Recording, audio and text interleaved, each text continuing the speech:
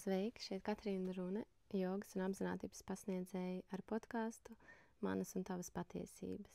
Manas un tavas patiesības ir sarunu podkāsts par ikdienas atklāsmēm, ikdienas patiesībām, kuras ir iegūtas, ejot cauri savai dzīvei, un tās var kļūt arī par tavām patiesībām, kā arī tavas patiesības var kļūt par manām patiesībām.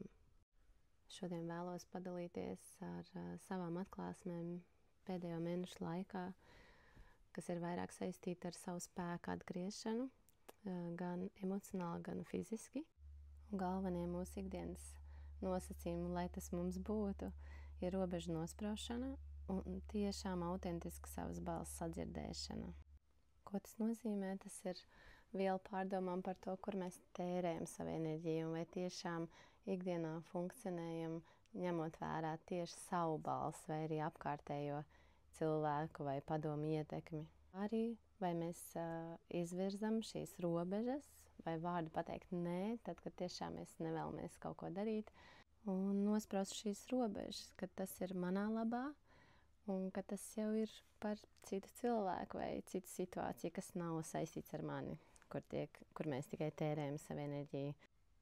Un manā gadījumā tas bija lielākais iemesls, kādēļ šī gada laikā es vairākas reizes saslimu vai man bija jāpaņem pauzīt no savas jogas pasniegšanas darba, un mans fiziskais ķermenis bija noguris, un sākumā es cīnījos pretī šiem posmiem, bet patiesībā tad, kad es paļāvos un vienkārši biju tajā sajūtā, tad man atvērās plašāka bilde.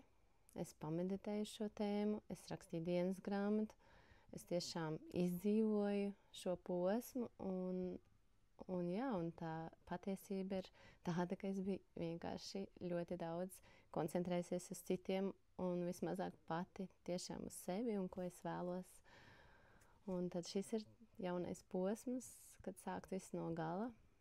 Man ir dot jauna iespēja katru lēmumu tagad izvērtēt caur savu prizmu, vai man tas der, vai mans neder, bet tas ir par robežu noteikšanu un tiešām klausīties savā sirds balsī. Un mans darbs ir fiziski saistīts ar jogas pasniegšanu un ar meistarklasēm, kur arī ir iesaistīts mans fiziskais ķermenis. Un tad šīs posmas man iedeva arī skatījumu, kā vispār tas veidoja savu ikdienu un kā es veidoju savus darbus un cik ļoti es esmu atkarīga no savu fiziskā ķermeņa. No tā, cik man vesels šis ķermenis ir, cik spēcīgs šis mans ķermenis ir. Un ja pēkšņi kaut kas pamainās, kā man tas notika, tad viss, es esmu apstājusies savā darbībā. Un tas iedeva tādu kā sitienu papieri tiešā un pārnestā nozīmē, kad ir kaut kas jāmaina un ir jādomā citādāk. Pirmkārt par to, kur es tērēju enerģiju, lai man šis emocionālais ķermenis būtu vesels. Un arī cik daudz es tērēju savu fizisko ķermeni, un man iztrūkst šis līdzsvars. Tādēļ tas ir arī par tādu robežu noteikšanu pašai savā darbošanās jomā un savā ikdienā. Bet katrā mūsu pārbaudījuma brīdī tas ir kā kāda jauna iespēja paskatīties savu dzīvi citām acīm un neatkārtot šo ceļu, kurā mēs esam gājuši. Un tad mans šī brīža uzdevums ir sāredzēt to, pieņemt, nenosodīt, un es eju tālāk ar citu skatījumu. Un šobrīd tas pirmais plāns, kas man ir darboties citādāk. Un man ir šis apzinātības certifikāts, kas ir par meditāciju un klātesamību, un man ir arī filozofijas certifikāts jogā, kā arī šie jogas pamati. Un tad šo posmu tad es arī attīstīšu un piedāvāšu arī saviem klientiem, lai es neesmu atkarīga tikai no savu fiziskā ķermeņa, bet tajā pašā laikā varu turpināt iedvesmot cilvēkus arī, ja man pēkšņi fiziskajam ķermenim nav tā spēka, tā kā nepieņem to kā normu, ka ķermenis visu laiku būs aktīvs un darbīgs. Tas nenozīmē, ka es nerūpēšos par sevi. Tas ir vairāk par līdzsvaru, lai es nebūtu 100% atkarīga no savu fiziskā ķermeņa, bet tajā pašā laikā es tiešām spētu dot cilvēkiem šo iedvesmu arī citā plānā.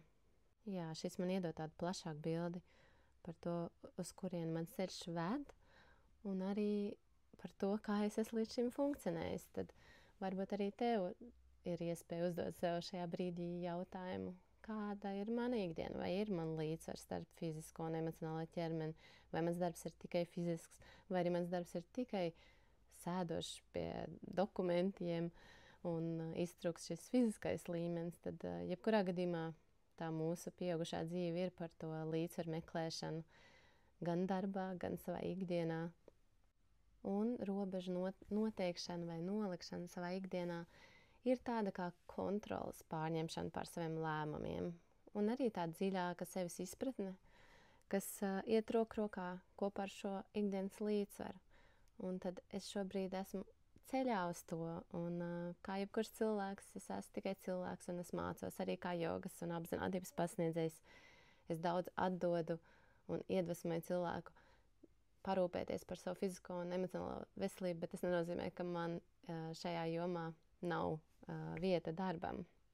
Un es arī to atzīstu. Un šobrīd, manas metodes, kas man palīdz, ir noteikti meditācija, grāmatu lasīšana un laiks ar sevi pie dabas, kā arī ūdens ir mans elements, kas man palīdz šajā posmā, kā tāds attīrošais elements. Vai nu tā ir augstā pelde, vai augsta duša, vai jūra, vai ezers, tad jebkurš ūdens elements, kas man ir pieejams konkrētajā brīdī, kas man var attīrīt un iedot tādu tīrības sajūtu gan fiziski, gan emocionāli.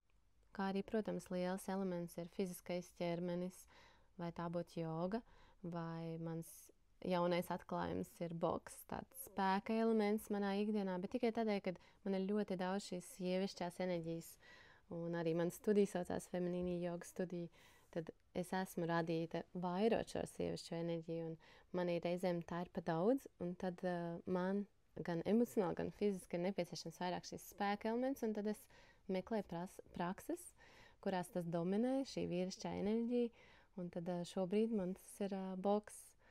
Jā, un boksā es izlieku visu uzkrāto, un tā ir arī tāda sava ķermeņa izjūtas vairošanas prakse, spēka vairošanas prakse, izturības vairošanas prakse.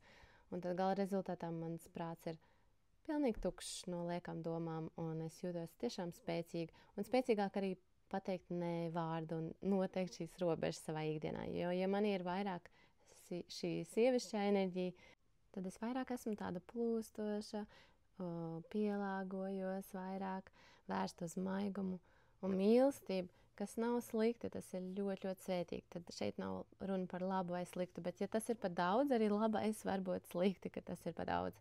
Tādēļ es meklēju šo līdzsvaru savā ikdienā, gan arī darbā. Tad arī jums es vēršu uzmanību uz šo jautājumu. Kas ir tās prakses, kas jums varētu palīdzēt vairot šo līdzsvaru ikdienā un arī vairot šo sevis izpratni un dziļāk ieklausīšanos sevī, kas jums der, kas jums neder, kas jums patīk, kas jums nepatīk, jo vecāk mēs paliekam, jo vairāk neieklausamies sevī, jo grūtāk ir pēc tam sadzirdēt vispār, kas esi tu zem visām šīm lomām, kas ienāk mūsu ikdienā. Un es arī esmu mamma, sieva, meita, māsa, sieviete, un katra šī loma iedod man kaut kādu savu daļu enerģijas. Un tad, ja es nestrādāju ar savas enerģijas vairošanu un sajušanu, tad ir ļoti grūti saprast, kur tajās lomās esmu es. Un ir labi brīžiem apstāties, protams, labāk būtu ne ar slimošanu apstāties, bet tiešām pašam sajust, ka vajag apstāties, paņemt pauzi un sadzirdēt sevi. Un tad saredzēt to plašāko bildi, un katrs šis brīdis ir kā iespējas sākt no jauna. Tad mēs varam ar šodien sākt, ar rītdienu sākt, bet, protams, mums nav jāmaina krāsi savā dzīve, vairāk jāievērš tādas kā pārmaiņas tajās jomās, kas vairs nestrādā mūsu labā. Un to es arī jums novēlu. Atrast šo savu autentisko balsi, saprast, kas jums strādā, kas jums nestrādā, tiešām no sirds sadzirdēt sevi un tiekties uz šo līdzsvaru, lai cik tas būtu grūti vai viegli, bet nepadoties, un līdzsvars ir atslēga.